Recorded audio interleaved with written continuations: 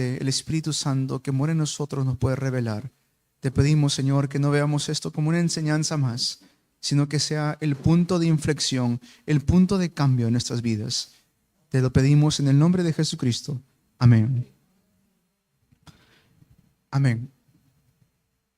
El movimiento de la palabra es el título de hoy. Vamos a ver Hebreos 4:12. Hebreos 4:12. La palabra de Dios, sin duda dice la palabra de Dios, es viva y eficaz y más cortante que cualquier espada de dos filos. Penetra hasta lo más profundo del alma y del espíritu, hasta la médula de los huesos y juzga los pensamientos y las intenciones del corazón. Amén. Si Dios nos ha salvado, si Dios nos ha dado salvación, y la salvación que ha costado muchísimo, ha costado la sangre preciosa de Jesucristo, nos ha entregado a nosotros, dice Romanos capítulo 3, versículo 24, gratuitamente esta salvación. El Evangelio se nos ha entregado, ha sido entregado a nosotros de manera gratuita, Romanos 3, 24. Pero ¿para qué nos ha entregado este evangelio tan precioso, tan valioso, un evangelio tan grandioso? Nos ha entregado esto de manera gratuita. ¿Para qué? Para que esta palabra, este evangelio que hemos recibido, podamos también compartirlo a otro. Dice que la palabra de Dios es viva y eficaz. ¿Qué quiere decir eso? Que la palabra de Dios no está estática. ¿Qué quiere decir eso? Que la palabra de Dios no se está quedando en un solo lugar. Está moviéndose constantemente la palabra. Amén. La palabra de Dios no solamente está escrita aquí en un libro, sino que se está constantemente moviendo. Eso es el movimiento de la palabra. Dios desea que esta palabra que hemos recibido pueda ser transmitido, pueda levantarse un movimiento en cada región, en mi casa, en mi hogar, en la familia, en la iglesia, en la sociedad. Para eso nos ha dado este precioso evangelio.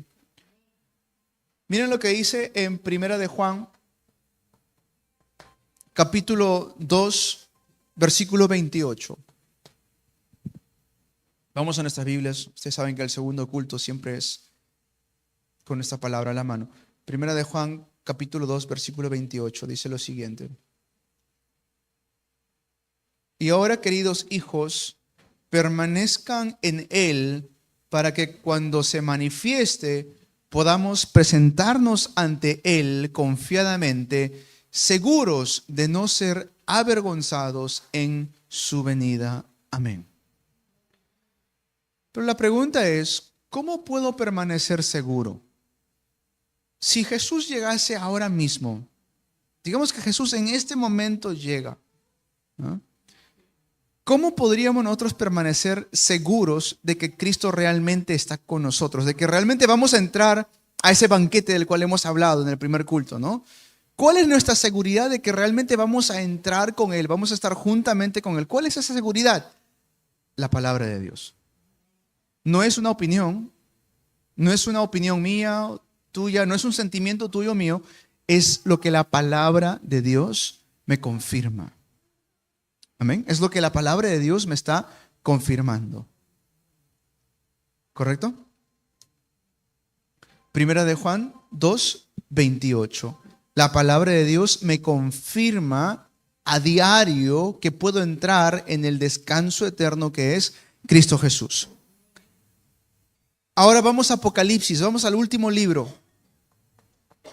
Apocalipsis capítulo 1, versículo 3. Apocalipsis capítulo 1, versículo 3. La palabra del Señor dice: dichoso el que lee y dichosos los que escuchan las palabras de este mensaje profético y hacen caso de lo que aquí está escrito, porque el tiempo de su cumplimiento está cerca. Amén. Cristo viene, hermanos. No sabemos el día exacto, pero sabemos que ya está cerca. Sabemos que está cerca. La pregunta no tanto es qué día viene, la pregunta no tanto es qué mes viene, la pregunta es, ¿estoy preparado o no? Eso es la pregunta. Si Cristo viene, ¿estoy preparado para su segunda venida? Si Cristo llegase a llegar ahora, ¿estoy realmente preparado para recibirlo? Y si se preguntan, ¿cómo puedo estar preparado?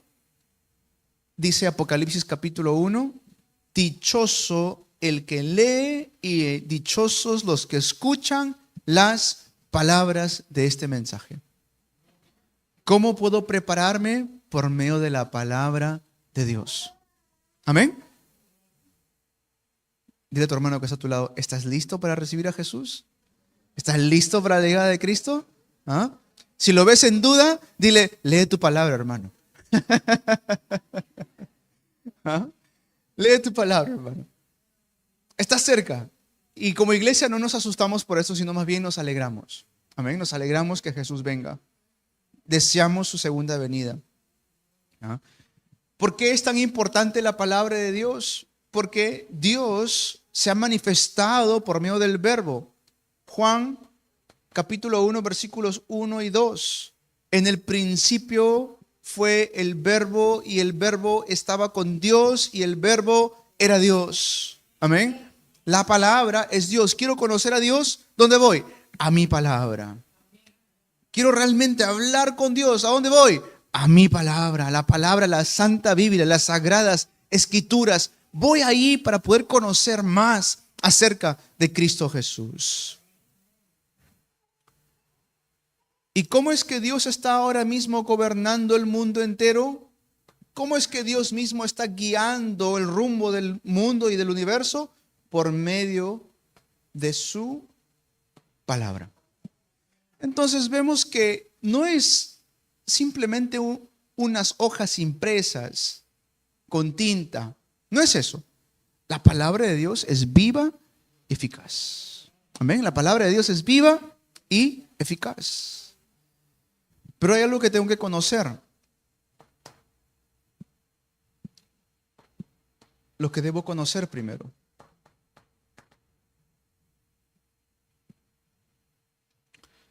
Vamos a 2 de Pedro, capítulo 1, 21. 2 de Pedro, capítulo 1, versículo 21. Dice, porque nunca la profecía fue traída por voluntad humana, sino que los santos hombres de Dios hablaron siendo inspirados por el Espíritu Santo. El argumento que comúnmente se usa en la sociedad es, ¿cómo puedes confiar en esto si esto fue escrito por simples humanos? ¿Cómo puedes confiar que esto es la palabra de Dios si esto fue escrito hace miles de años atrás, fue copiado una y otra vez y piensan que como hay copias de copias de copias, se ha perdido la intención original, la cual no es cierto, es totalmente falso. Porque piensan que es como el teléfono malogrado, ¿no? Si aquí hacemos una fila, yo digo una frase y el último que escucha la frase dice algo totalmente diferente. Hermanos, así no fue escrito la Biblia. Si ustedes leen y conocen acerca de historia, se van a dar cuenta que antiguamente habían escribas. Estos escribas no eran personas que simplemente de un momento a otro escribían por escribir. Ellos estudiaban y veían cada precisión, cada palabra, contaban cuántas palabras podían entrar en un papiro. Estos eran especialistas en copiar del original a una copia. Es más, les doy un ejemplo. Teníamos el libro de Isaías, ¿ya? Isaías existió 700 años antes de Jesús. ¿Me están escuchando? Isaías existió 700 años antes de Jesús. Pero el libro de Isaías no databa eso. No databa 700 años antes de Jesús. Porque tenían una copia del libro de Isaías. Escuchen bien, ¿eh?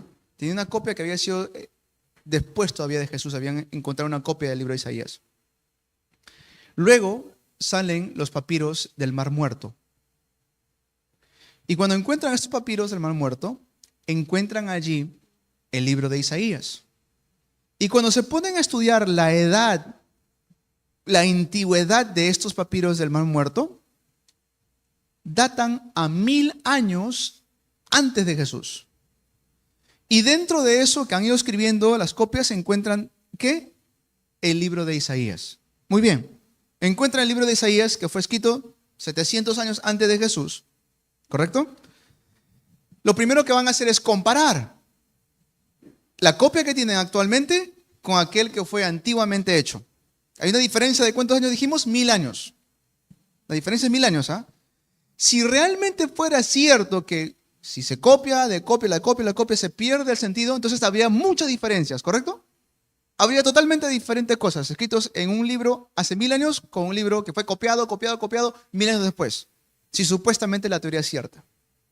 Cuando se ponen a comparar el texto de Isaías que tenían con el texto de Isaías que fue encontrado en una diferencia de 1000 años, ¿qué creen? 99.8% igualito. Y si habían diferencias, era por decir, y fueron a la casa o fueron a una casa. Esa es la diferencia. ¿Te dan cuenta que cómo Dios preservó la palabra de Dios? O sea, esto no fueron cosas que escribieron allí al azar y luego lo unieron. Mucha gente piensa que la Biblia es que un día alguien se levantó y dijo, vamos a unir un montón de libros y ya, vamos a sacar ese libro y vamos a llamar la Biblia. La gente piensa que la Biblia fue hecha así y no fue así. La palabra de Dios es viva y eficaz. ¿Qué debo conocer primero? Que la palabra de Dios es inspirado, ¿por quién? Por Dios mismo, inspirado por el Espíritu Santo. A tal punto, hermano, que cuando te profundizas a leer la palabra de Dios, te vas a dar cuenta que hay cosas allí. Es como que Dios mismo te está hablando a la situación en la cual te encuentras. Y aquel que toma la palabra de Dios empieza a encontrar vida en Cristo Jesús. No se puede comprender la palabra de Dios con alguna opinión. No se puede comprender la palabra de Dios con algún pensamiento, un prejuicio humano. Necesitamos que el Espíritu Santo nos revele la palabra de Dios. Miren lo que dice en 1 Corintios 2:14. 1 Corintios 2:14 dice: pero el hombre natural no percibe las cosas que son del Espíritu de Dios, porque para él son locura y no las puede entender, porque se han de discernir espiritualmente. Claro, cuando un creyente lee la Biblia, porque el Espíritu Santo está en nosotros, podemos comprenderlo, esos misterios espirituales. Pero cuando un no creyente empieza a leer la Biblia con su opinión, con su prejuicio, van a ver cosas allí que les parece locura. ¿Qué les parece locura? Uno de los argumentos de esta segunda ola del feminismo que se levantó, que ha hecho mucho daño en realidad, es: no puedo leer la Biblia porque en la Biblia Dios le dice a la mujer que va a tener dolor. Entonces lo está viendo ¿cómo? Con su opinión, su ideología. Pero si ves ese texto bíblico y el trasfondo con ojos espirituales, ¿qué vas a encontrar? El pacto de Cristo Jesús. La simiente de la mujer herirá la cabeza de la serpiente, Satanás. Totalmente diferente. Por eso es tan importante, hermanos, que mientras estamos leyendo la palabra de Dios, podamos, como decíamos hoy, volver a nacer. Amén. Cuando voy a leer la Biblia, voy a leer la palabra de Dios, es como estoy naciendo de nuevo. Esto es un conocimiento que Dios mismo está derramando sobre mi vida. ¿Por qué razón? ¿Por qué razón siempre debo ser alimentado por la palabra de Dios? Hoy hemos visto, porque si no hacemos eso, nos quedamos como niños espirituales. Hebreos 5:13. Hemos visto hoy. La pregunta, ¿recuerdan cuál fue? ¿Biberón o banquete? ¿Biberón o banquete? Constantemente tenemos que ser alimentados por la palabra de Dios. Porque si no vamos a quedarnos como niños espirituales, es decir, como niños que constantemente están llorando, quejándose, están constantemente yendo en contra de Dios, desobedientes. Vamos a ver Filipenses 2:16. Vamos a nuestras Biblias. Filipenses 2:16.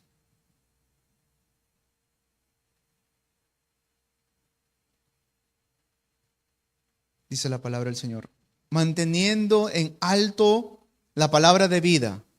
Así, en el día de Cristo, me sentiré satisfecho de no haber corrido ni trabajado en vano. Amén. Cuando tengo la palabra de Dios, todo mi trabajo, todo lo que yo puedo estar haciendo, mis diligencias en el Señor, tienen sentido. Pero si estoy separado de la palabra de Dios y solamente estoy viviendo para mí, viviendo para mis propios deseos, viviendo solamente para satisfacer alguna necesidad propia, cuando llega el día de Cristo, como dice la palabra, ay de mí. Ay de mí, porque toda la vida me la pasé solamente trabajando para mí y nunca hice nada para el Señor. Pero ¿dónde me entero de esto? Por medio de la palabra del Señor. Amén. Por medio de la palabra del Señor voy a comprender, es cierto, tengo que dejar de correr en vano. Solamente estoy corriendo ¿para qué? Para trabajar, ganar un sueldo. Solamente estoy trabajando simplemente para subsistir. Pero eso no es el deseo de Dios para mi vida. Fui creado a imagen y semejanza de Dios. Fui creado para cumplir la voluntad de mi Padre Celestial. Entonces, con esa palabra, todo lo que hago para el Señor ahora tiene sentido. Primera de Juan 2:5. Primera de Juan, capítulo 2, versículo 5. Vamos a nuestras Biblias, busquemos, a ver. Primera de Juan 2:5. Dice la palabra. En cambio, el amor de Dios se manifiesta plenamente en la vida del que obedece su palabra. Un ratito.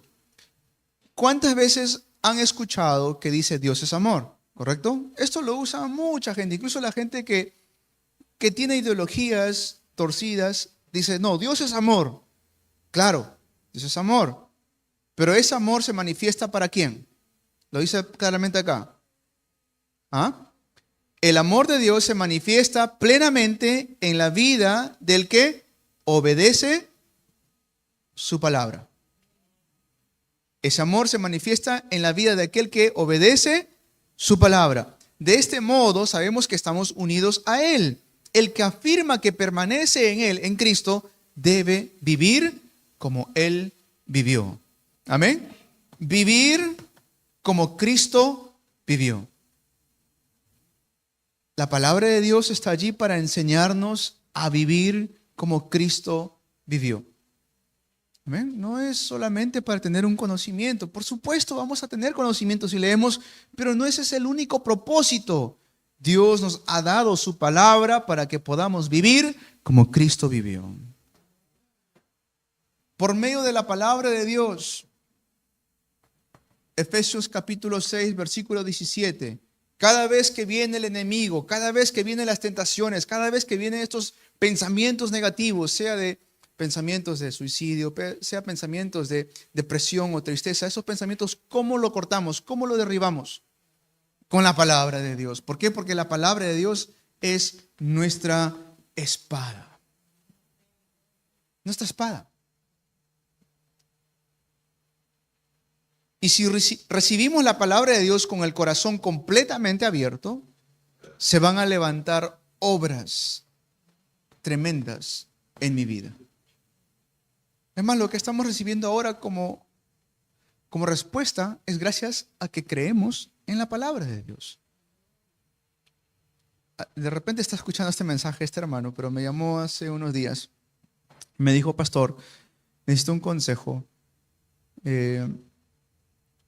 Hay personas que me han dicho que quizás me han hecho una maldición, me han puesto una maldición sobre mi vida. Pero yo soy creyente. Yo sé lo que es ser un hijo de Dios, me dijo. Pero a veces pasan cosas en mi vida que me hacen dudar de esto. O sea, me hacen pensar de que es esa maldición que han querido poner sobre mi vida, como una brujería, me está realmente atacando. Yo le dije esto. Hermano, si tú crees en esa maldición viene sobre ti. Pero si tú crees en la palabra de Dios, esa maldición, ay de aquel que te lo puso. Porque regresa incluso al doble o al triple, peor todavía para aquella persona. Entonces, es tu fe. ¿En dónde? En la palabra de Dios. Lo que va a destruir las obras del enemigo. ¿Por qué? Porque es nuestra espada. Hace unos días, esta semana que pasó, estaba hablando con un joven y por supuesto está en mucha necesidad de ayuda. Y mientras conversábamos, me hizo esta pregunta: Pastor, ¿usted alguna vez ha jugado la Ouija? Me dijo. Y yo le digo, yo personalmente no, pero sí he visto, o sea, vi cómo jugaron al frente mío. Y le comenté, le dije, yo recuerdo ese día que estaban allí, llegó una invitada que practicaba esas cosas de brujería y todo esto, y dijo, vamos a jugar la Ouija. Y empezaron a jugar la Ouija, y recuerdo que solito se movía y le pregunta, las chicas le preguntan, ¿cómo te llamas? Y le empieza a deletrear su nombre, era un americano. ¿De dónde eres? Era un soldado que murió en la Segunda Guerra Mundial. Entonces, como dijo que era soldado, recuerdo que la bruja se asustó y dijo, no, este es un espíritu agresivo, dijo. Vamos a decirle que se vaya. Y en ese momento le decía, ya, te despedimos. Y no se quería ir. El espíritu, este demonio, no se quería ir. No me voy a ir, decía. No me voy. Y entonces yo estaba al lado del interruptor de luz en la sala. Yo estaba viendo todo esto, estaba niño. El interruptor de luz que teníamos en la sala era un interruptor que era regulable. O sea, si no era como prende y apaga, no, sino que lo podías regular. Podías aumentar la densidad de la luz, era como un circulito, o podías bajar la densidad de la luz. Ese era el interruptor. Pero no era que lo prendías y apagabas como es general. Y yo era el único que estaba al lado del interruptor. Y en ese momento que dijo, no me voy, la luz empieza a aumentar y otra vez a desvanecerse. Aumentaba y desvanecía. Aumentaba y desvanecía. Y yo miraba el interruptor y decía, pero si no hay nadie acá, nadie está moviendo ese interruptor, yo soy el único que estaba acá. Me asusté. Obviamente estaba allí en obra un demonio. Inmediatamente soltaron la mano y a los días o las semanas llegaron desastres a la familia. Después de eso. Y mientras le estaba contando esto al muchacho, el muchacho sabe que me dijo, pastor, algo también me pasó así. Es más, un día estábamos jugando entre cuatro amigos, estábamos jugando y le preguntamos, ¿cómo te llamas? Y al momento que estaba moviéndose, se iba a la Z y antes que vaya la segunda letra, nosotros flum, sacamos nuestras manos porque nos asustamos. Y pastor, ¿sabe qué? Los cuatro tenemos la vida destruida hasta el día de hoy. Es más, hemos hecho un grupo de WhatsApp donde se llama Demonios, donde sabemos todas las cosas que nos han llegado. Son jóvenes, universitarios, tienen conocimiento, no son personas ignorantes, son personas preparadas.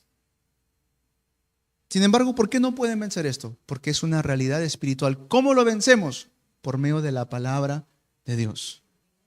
Vamos a romper esas maldiciones. Vamos a orar en el nombre de Jesucristo. No le voy a creer a esas maldiciones, yo le creo a la palabra de Dios. ¿Por qué? Porque la palabra de Dios es viva y eficaz. Se está moviendo, está trabajando en mi vida ahora mismo. Hermano, estas cosas existen. En el mundo van a encontrar gente que hace brujería, van a encontrar gente que llama a demonios, espíritus. Eso es real. Pero nosotros tenemos una espada que puede quebrantar todo eso en el nombre poderoso de Jesucristo. No creerle a eso, créele a Jesús.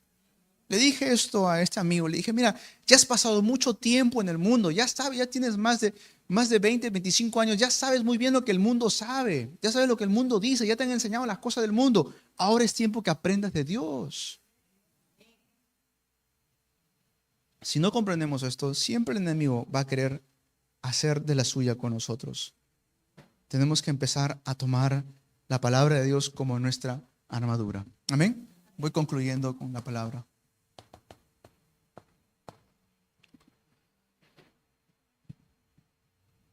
La palabra de Dios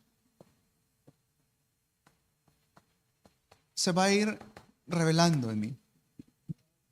¿Por qué? Porque la palabra de Dios va a ir hablándome acerca de Cristo Jesús. La palabra de Dios me va a ir profundizando, echando raíces para que pueda crecer firme en Cristo Jesús.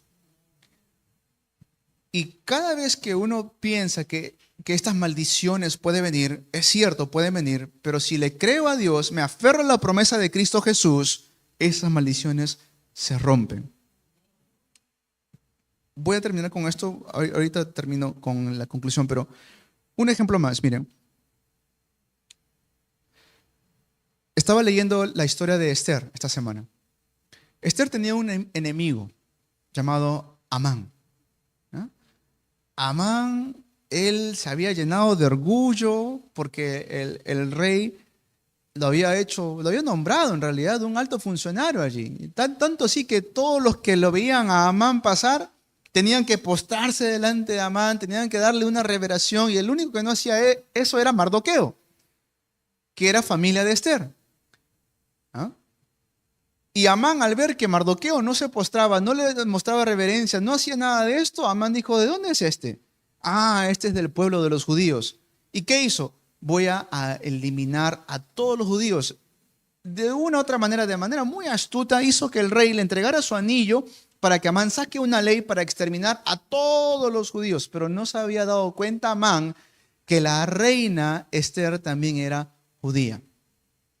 En ese momento Mardoqueo intercede por el pueblo de Dios y Amán, muy celoso, arrogante, dijo: ¿qué hago para eliminar a este Mardoqueo? Y había puesto, dice, como una soga para que al día siguiente lo puedan colgar allí a Mardoqueo. Y entonces un día va el rey Mardoqueo, ya Esther estaba intercediendo por el pueblo de Dios, y Amán va ante la presencia del rey, y el rey, pensando en Mardoqueo, le dice: Amán, ¿cómo puedo yo honrar a aquella persona que me salvó la vida? ¿Cómo puedo yo honrar a aquella persona que realmente está de mi lado? Le dice el rey a Amán. Amán, pensando que se refería a él. Bueno, rey, si tú quieres honrar a esa persona, yo creo que le pondrías una vestimenta real, le darías tu anillo, le pondrías una corona, le harías pasear por todo el reino diciendo que él es tu favorito, él es tu elegido. Amán, pensando que se trataba de él, entonces el rey dice: ¿así? Sí, ya, llama a Mardoqueo y dile que así se va a hacer con él. En ese momento Amán se llena de furia, ¿no? Empieza triste, llega a su casa, y ahí cuando dice: voy a hacer que se cuelgue una soga y de ahí lo voy a colgar a Mardoqueo. Y cuando ya estaba a punto de ejecutar su plan, la reina Esther se revela ante el rey. Se revela a decir, le dice: yo soy judía. Rey, si tú hubieras dicho que el pueblo sea esclavo, yo no hubiera interferido en esto, porque sé lo valioso que es tu palabra. Pero ahora se ha hecho un edicto para eliminar a todos los judíos. Te pido que por favor salves al pueblo judío. El rey obviamente estaba completamente enamorado de Esther, una mujer muy bella, humilde, una mujer de Dios. El rey le dice: está bien, pero ¿quién ha hecho todo esto? Y le dice: Amán el malvado, él ha hecho todo esto. El rey se enfurece porque había confiado tanto en Amán, que sale, dice, ese momento del banquete que habían preparado, sale a los patios, a los jardines, y empieza a meditar un poco acerca de lo que está pasando. Y en ese momento Amán, que estaba con Esther, le empieza a suplicar por su vida. Le empieza a decir: por favor, no hagas eso. Dice que se arrodilla, le empieza a agarrar de las piernas: por favor, por favor. Y en ese momento entra el rey. No solamente te bastó que quieres ir a mis espaldas, ahora quieres tomar a mi esposa. También quieres hacerle daño a mi esposa. El rey se enfurece, dice que en ese mismo instante esa cuerda que Amán había hecho para Mardoqueo, lo cuelgan a él. ¿A qué se estaba aferrando? Y si ustedes ven el contexto entero, bajo la descendencia de Esther viene ¿quién? Cristo Jesús. Aquel que se aferra a la promesa de Cristo, así todos calumnien en contra tuyo, así el enemigo te quiere hacer el mal, el Señor guardará tu vida.